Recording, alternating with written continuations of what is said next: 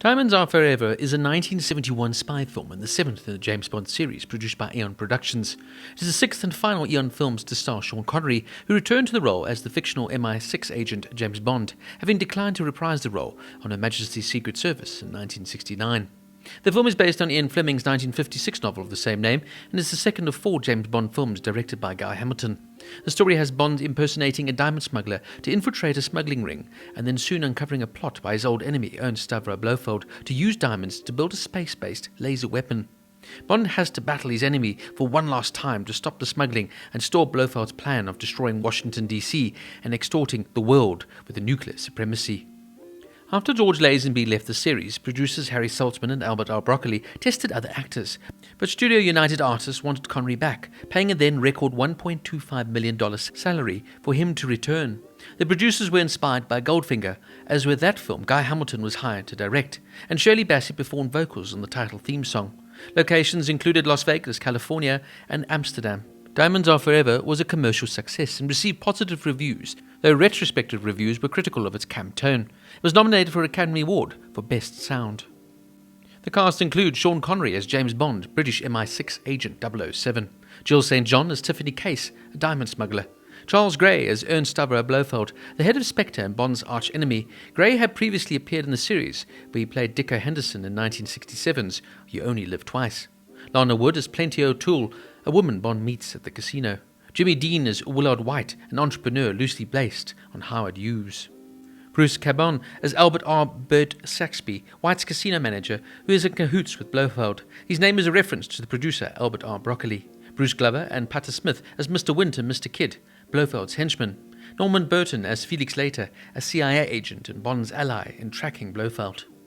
Joseph First as Dr. Metz, a scientist who's the world's leading expert on laser refraction, who is on Blofeld's payroll.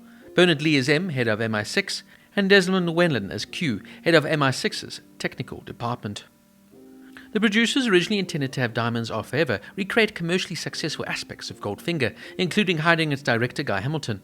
Peter R. Hunt, who had directed on Her Majesty's Secret Service and worked in all previous Bond films as an editor, was invited before Hamilton, but due to involvement with other projects, he could only work on the film if the production date was postponed, which the producers declined to do so. As a condition for Hamilton directing, after his difficulties with trade unions during the filming of Battle of Britain, Diamonds Are Forever was the first Bond production to be primarily based in the United States rather than the United Kingdom. George Lazenby was originally offered a contract for 7 Bond films but declined and left after just one. Producers contemplated replacing him with John Gavin, though actors Clint Eastwood, Adam West, Burt Reynolds, Robert Wagner, Brett Helsley, Malcolm Roberts and Ranulph Fiennes had all been considered, Eastwood, Reynolds and West had stated that Bond should not be played by an American actor. Michael Gambon rejected an offer, telling Broccoli he was in terrible shape. Producers Albert R. Broccoli and Harry Saltzman wanted to cast Roger Moore, but he was busy filming The Persuaders. David Picker, then president of United Artists, wasn't happy with this decision and made it clear that Connery was to be enticed back to the role and that money was no object.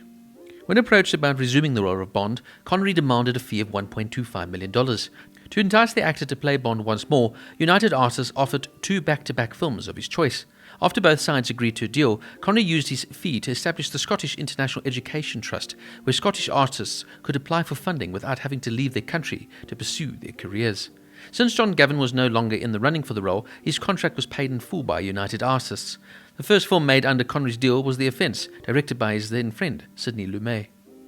Charles Gray was cast as villain Ernst Stavro Blofeld, after playing Bond ally named Dick Henderson in You Only Live Twice in 1967.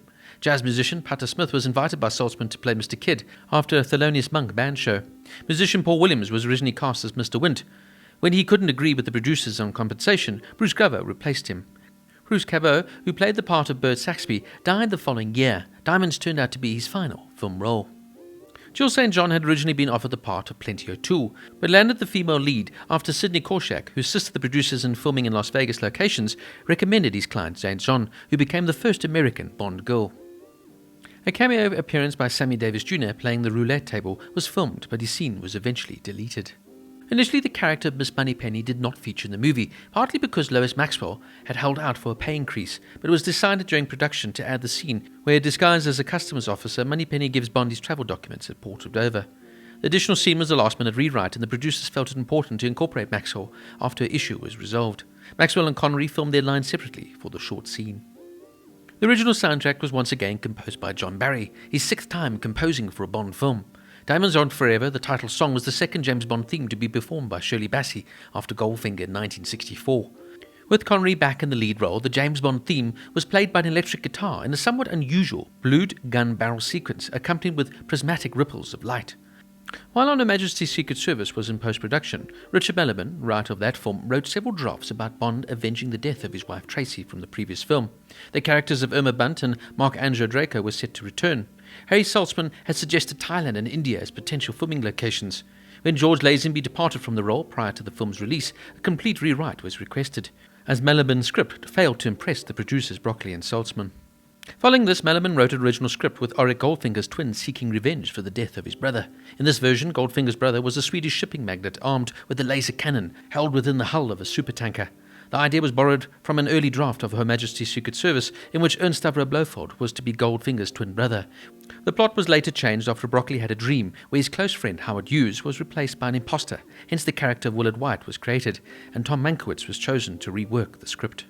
Mankiewicz says he was hired because Broccoli wanted an American writer to work on the script, since so much of it was set in Las Vegas.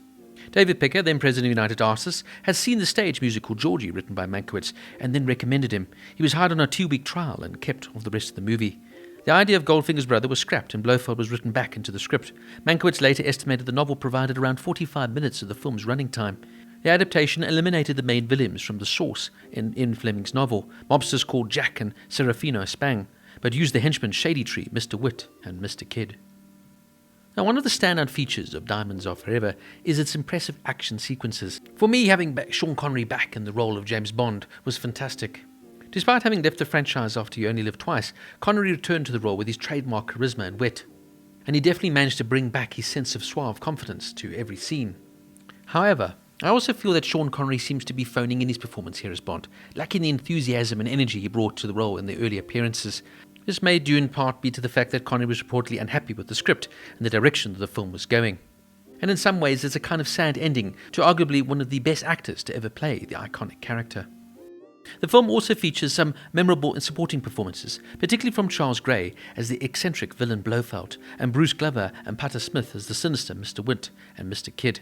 However, the film does have its flaws. Some of the humour falls flat, particularly in the scenes involving the hapless smugglers, and the pacing can drag at times.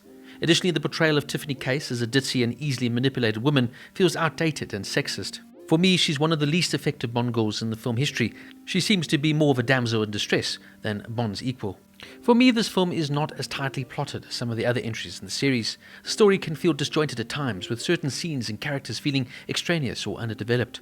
Additionally, the film's tone can be uneven, with moments of campy humour and absurdity sometimes clashing with the more serious and suspenseful elements of the story.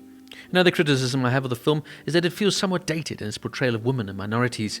The female characters in the film are often reduced to mere objects of desire for Bond, and the few non-white characters in the movies are relegated to minor roles or stereotypes. In a positive light, the film also features some iconic Bond moments, such as the introduction of Q's infamous gadget-filled Aston Martin and Bond's daring escape from a helicopter with a hijacked moon buggy. The movie's score, of course, by John Barry is also noteworthy, with this memorable theme song performed by Shirley Bassey, and a fitting grand orchestral score perfectly captures the excitement and glamour of all of Bond's adventures. Look, in saying all of that, Diamonds Are Forever remains a significant entry in the James Bond franchise and a nostalgic reminder of the golden age of spy movies in the 1960s and 70s. While it may not be the perfect film, it still has plenty of entertainment value for fans of the genre and for the iconic character of James Bond, and of course for fans of Sean Connery in the title role. Diamonds Are Forever gets a 6.5 out of 10.